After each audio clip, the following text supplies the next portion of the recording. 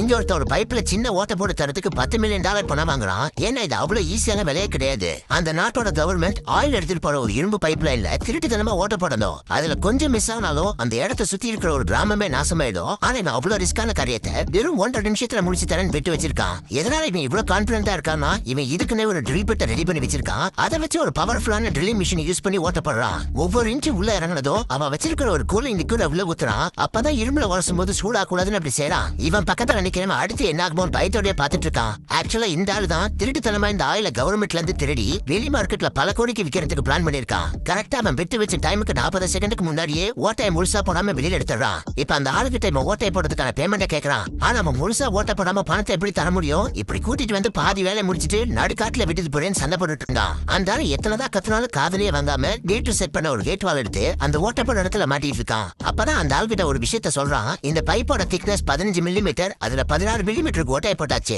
மீதி இருக்கிற அந்த 1 மில்லிமீட்டரும் பைப் வழியா ஆயில் வரும்போது அந்த பிரஷர்லயே ஓபன் ஆயிடும்னு சொல்றான். இவ சொல்லி 1 நிமிஷத்துல அந்த பைப்ல ஆயில் செம வேகமா வந்துட்டு இருக்கு.